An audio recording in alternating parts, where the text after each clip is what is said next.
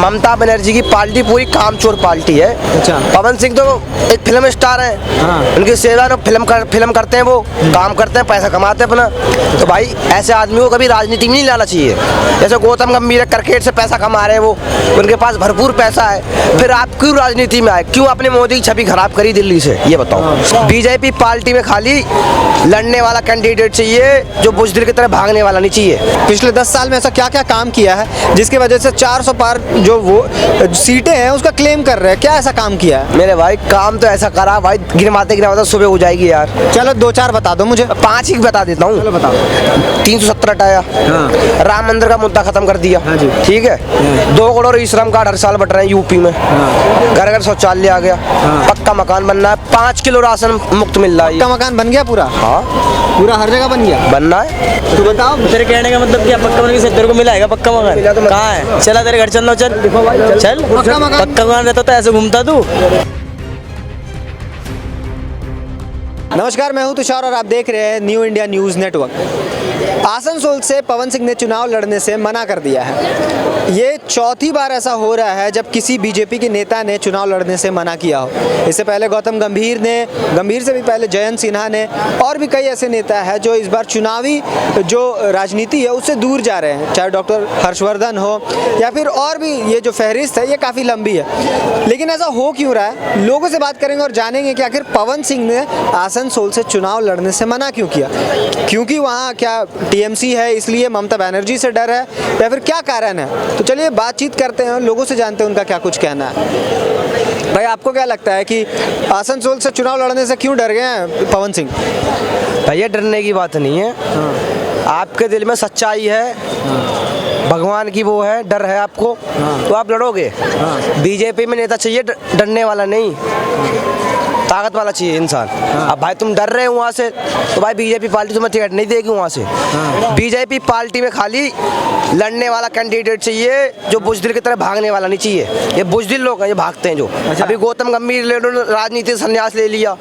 पवन सिंह भी कह रहे हमारा चुनाव नहीं लड़ेंगे।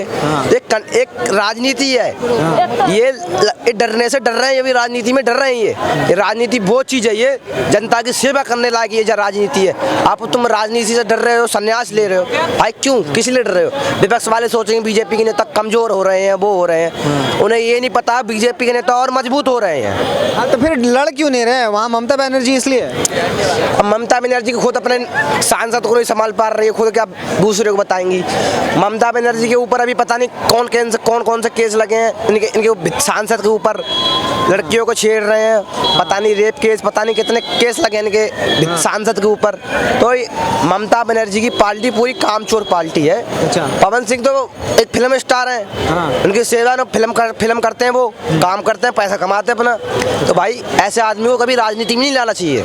जैसे गौतम गंभीर क्रिकेट से पैसा कमा रहे हैं, वो उनके पास भरपूर पैसा है, फिर आप क्यों राजनीति में आए? क्यों अपने मोदी की छवि खराब करी दिल्ली से? ये बताओ। इनके एक कारण है, अब की मोदी ने साफ कर देंगे देखना 2024 के बाद। गौतम गंभीर तो भाग ही चुके हैं, अब उन्होंने राजनीति संन्यास ले लिया है। अब वो इसलिए कहना चाहते हैं, उन्हें पता है राजनीति में कम पैसा रह चुका है, इसीलिए क्रिकेट में पैसा है, इसीलिए। तो आपको लगता है कि पैसों की वजह से अब चुनाव नहीं लड़ना चाह रहे क्या? हाँ पैसा भाई, सबको पैसा दिख रहा है। हमारे मोदी जी हैं जिनको पैसा नहीं दिखता, खाली उनको क्या दिखता है फिर? उन्हें जनता की सेवा दिखती है। उन्हें 400 पार दिख रहा है सिर्फ? उन्हें जनता की सेवा दिखती है। उन्हें खुद नहीं कहा 400 पार, जनता कह रही है अब की बार 400 पार। तो मोदी जी ने कह दिया। अच्छा, 400 पार क्यों कह रहे हैं? मतलब कि पिछले 10 साल में ऐसा क्या क्या काम किया है जिसकी वजह से 400 पार जो वो सीटें हैं उसका क्लेम कर रहे हैं? क्या ऐसा काम किया है? मेरे भाई काम तो ऐसा करा भाई, गिनवाते सुबह हो जाएगी यार। चलो 2-4 बता दो मुझे। 5 ही बता देता हूँ। चलो बताओ। 370 हटाया। राम मंदिर का मुद्दा खत्म कर दिया। हाँ जी। ठीक है। 2 करोड़ ई श्रम कार्ड हर साल बट रहे हैं यूपी में। घर घर शौचालय आ गया। पक्का मकान बनना है। 5 किलो राशन मुफ्त मिल रहा है। पक्का मकान बन गया पूरा? हाँ पूरा हर जगह बन गया? बनना है भाई। सरकार भी तो अभी तक, सरकार ने खुद कहा है कि अभी तक पूरा नहीं हुआ है। 2022 तक कहा था उन्होंने, कहाँ बना? नहीं हुआ, किन्ने कहा पूरा हुआ? सरकार की कहाँ रिपोर्ट आई? अभी भी पूरा नहीं हुआ है। मेरे भाई यूपी में जाके देखो, क्या मुस्लिम देश की बात कर रहा हूँ मैं। देश की बात कर रहा हूँ ना, मैं तो यूपी की बता दे रहा हूँ। क्या अलग यूपी में पक्का मकान सबको मिल गया? भाई सबको मिल रहा भाई। हमें तो नहीं मिला। कहाँ के रहने? कहाँ यूपी के हो? यूपी को गाजियाबाद से बिलोंग करता हूँ भाई। हाँ भाई, भाई बोल रहा है कि पक्का मकान सबको मिल गया। मिला है, तेरे को मिला है क्या? भैया गाजियाबाद गाजियाबाद से सिटी में पड़ती है भाई। सिटी में पड़ती है। उत्तर प्रदेश में है कि नहीं है? मैं मानता हूँ उत्तर प्रदेश में भाई वो उस जगह पे नहीं मिलेगा कभी भी, सोच लो। क्यों उत्तर प्रदेश में वो पक्का मकान क्यों ना भाई मेरे भाई नोएडा देखा आपने, नोएडा से मैं गाजियाबाद पास में देखा रहते आपने, मेरठ देखा है, शहर है भाई वहाँ, शहर वहाँ मकान नहीं मिलेगा? क्यों नहीं मिलेगा वहाँ? तू बताओ। तेरे कहने का मतलब क्या पक्का मकान से तेरे को मिला है पक्का मकान? कहाँ है? चला तेरे घर चलना, चल चल। पक्का मकान- पक्का मकान रहता तो ऐसे घूमता तू तो है? पक्का मकान वहाँ पे मिला है कि नहीं मिला, आप हम बताओ। खुद किराए पे रहते, रेंट पे रहे हो भाई। और बता भाई, पक्का मकान से मिला, तुझे मिला है क्या? अच्छा एक बात बताएं कि आप उत्तर प्रदेश से हैं, तो वहाँ पे अभी 2024 के जो चुनाव हो रहे हैं, 400 पार की बात हो रही है, तो आपको क्या लगता है कि ऐसा क्या काम किया पिछले 10 सालों में जो 400 पार का जो इतनी मजबूती से दावा किया जा रहा है? मैं एक चीज़ तो कह सकता हूँ, जो नारी शक्ति है उसके लिए भारत सरकार ने तो कुछ काम किया है। लेडीज़ बचाओ, वो करो, मतलब लेडीज़ करो तो ठीक है, लड़के लोग तो गलत है, ये क्या चक्कर है? और चुनाव के लिए दावा है, ये तो बेशक है कि हाँ भाई चलो लड़की लोग चलो वोट दे देगी, लड़की लोग वहाँ जीत जाएगी, ये हो जाएगा, लेकिन मकान वकान के बारे में कह नहीं सकते, क्योंकि देखो हम रेंट पे रहते हैं और किसी को मकान मिलेगा नहीं है। ये बस अफवाह है कि ये करेंगे वो करेंगे, मकान मिलेगा, ये मिलेगा, होता है ना एक तरफ से 100 रुपये दे के दिखा के जेब में डाल देते हैं, वही वाला सीन है सरकार का भी। तो आपको लग रहा है सरकार ने कुछ काम ना किया? कुछ नहीं काम किया, ऐसा नहीं काम नहीं किया, लेकिन जो ये होती है झूठ बोल के अफवाह फैलाना, ये मकान मिला है। क्या क्या झूठ बोला आपके हिसाब से? आपको क्या लगता है, क्या दावे जो है जो झूठे हैं?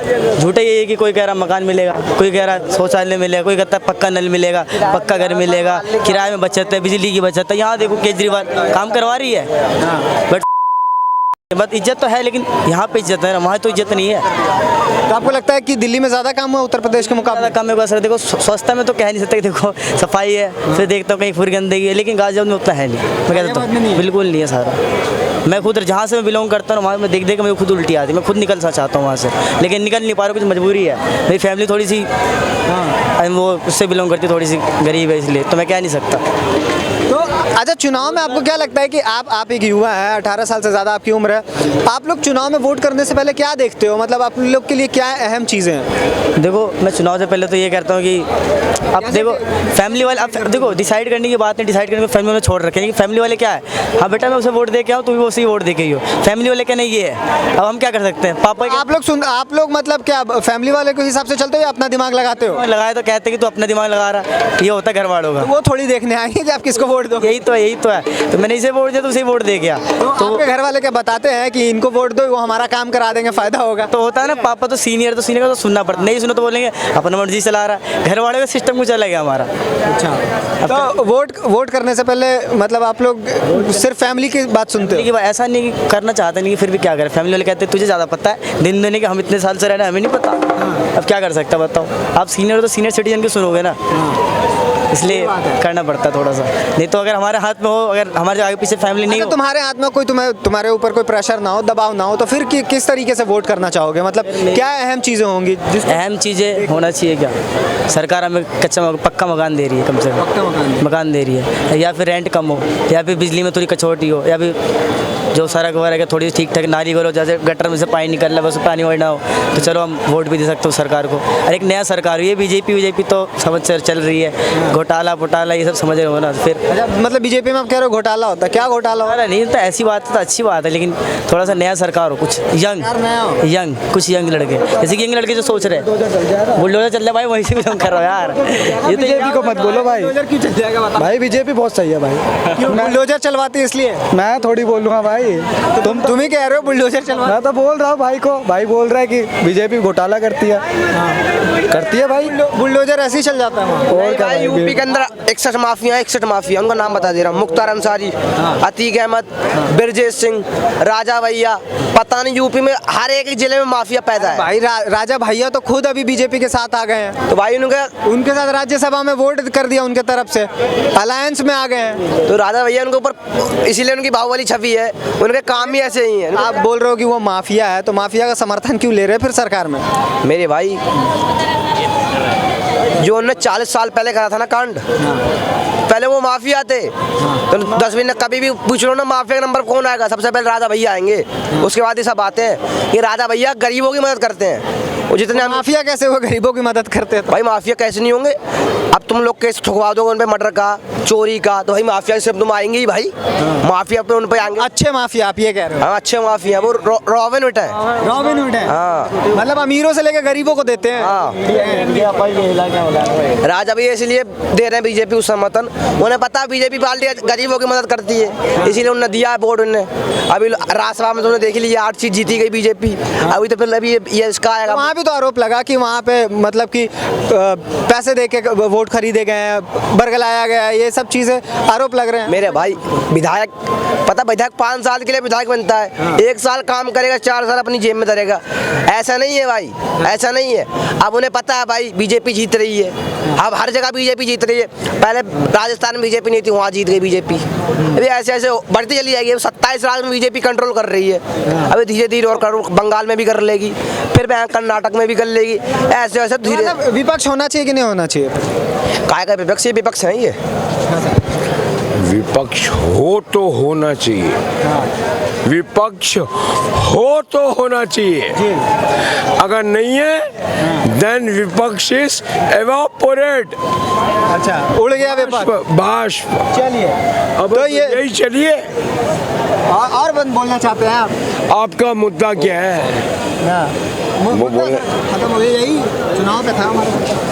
चलिए, तो ये थी हमारी पूरी बातचीत कि आखिर आसनसोल से जब चुनाव हो रहा है तो वहाँ से पवन सिंह ने अपना नाम वापस क्यों लिया, जबकि पार्टी ने उनके नाम का ऐलान कर दिया था कि आसनसोल से वही संसदीय को चुनाव लड़ेंगे, लेकिन उन्होंने अपना नाम वापस ले लिया। तो हमने लोगों से इस पर बात की और जाना कि उनका क्या कुछ कहना है। तो मिला जुला रिस्पॉन्स इसका है कि कुछ लोग कह रहे हैं कि डर गए हैं, कुछ का कहना है कि डरने की ज़रूरत नहीं है क्योंकि मोदी सरकार जो है वो मोदी जी के चेहरे पर ही वोट करती है। तो देखते हैं आने वाले वक्त में क्या कुछ होता है। तब तक हमारे साथ बने रहिए और देखते रहिए new India news network.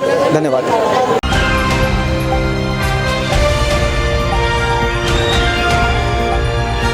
Delhi, Haryana, Uttar Pradesh, Rajasthan की हर खबर के साथ देखते रहिए न्यू इंडिया न्यूज़ नेटवर्क।